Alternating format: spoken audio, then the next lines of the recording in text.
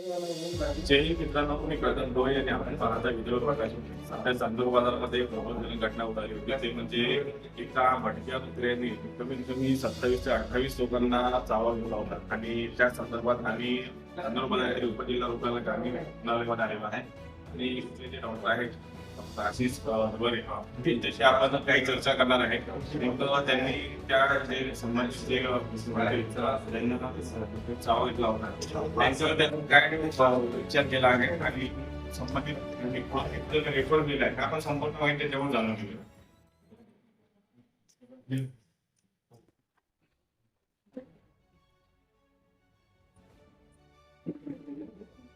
नमस्कार. काल चांदूर बाजारामध्ये घटना होती त्यामध्ये आपल्याकडे एकूण किती गुन्हे आले होते आणि त्याच्यावर काय होतं? काल संध्याकाळी 7:30 वाजता नाव केले की स्पेशलिस्ट होते. त्यांना सगळ्यांना कॅटेगरी होती, म्हणजे खूप जास्त प्रमाणात त्यांना कुत्र्याने चावलं होतं. रक्त वगैरे असं 4-5 लोक त्यांना खूप जास्त होतं. त्यांचे मास्क वगैरे निघाले. तर सगळ्यांना आम्ही सगळी ही माझी आमची 4-5 सिस्टर आले पेशंटना आम्ही प्रॉपर ट्रीटमेंट दिलं. जे ARS डिस्ट्रिक्ट मध्ये होते नॉर्मली याच्या अगोदर ते आम्ही ऑर्डर करून घेतलेलं आहे.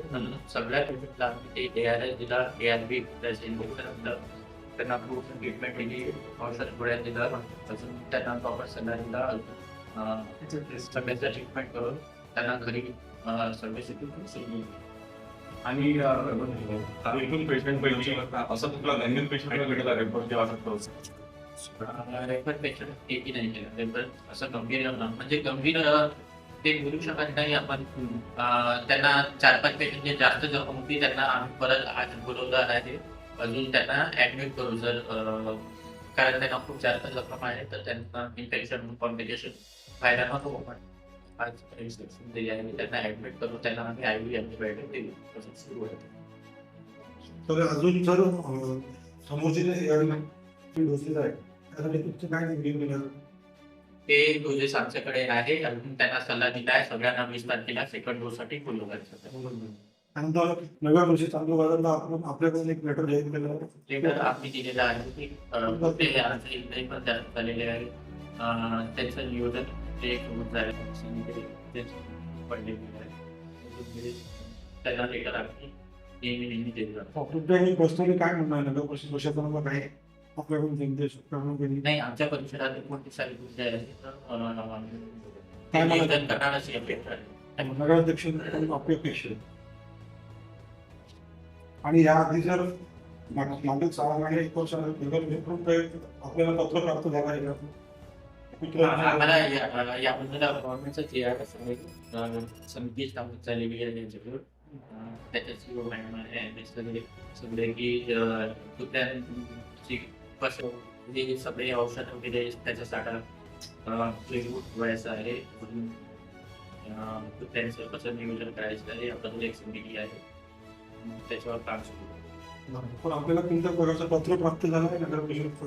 नगरपरिषदमधून प्राप्त झाला आहे की त्याचा औषधांचा साठा किती आहे त्याबद्दल माहिती वगैरे दिली. खूप झाले असेल. चांदूर बाजारामध्ये वाढत्या भटक्या कुत्र्यांची संख्येला पाहून चांदूर बाजार शहरामध्ये सध्या भीतीचं वातावरण आहे आणि नगर परिषदनं यावर तात्काळ काही उपाययोजना करून या भटक्या कुत्र्यांवर बंदोबस्त करावा अशी सर्वत्र मागणी. जवळपास चांदूर बाजार. नमस्कार.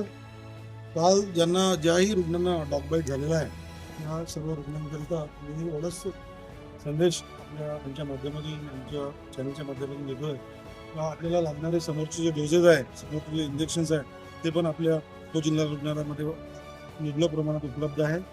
आणि जे इंजेक्शन जसं ASV बद्दल आपण साखरेदारांनी माहिती दिली आहे ते पण इंजेक्शनची डिमांड आज तातडीने गरज आहे. ते सर्व इंजेक्शन्स आपल्याला इथे उपलब्ध होतील. म्हणून कोणीही काही घाबरायचं कारण नाही आहे. कोणाही मनामध्ये कोणतीही शंका आपण ठेवू नका. आणि अशाच प्रकारे सहकार्य सर्वांचं आपल्या चांदूर बाजारवासियांना मिळणार आहे. एवढंच मी आपल्याला माहिती देतो. धन्यवाद.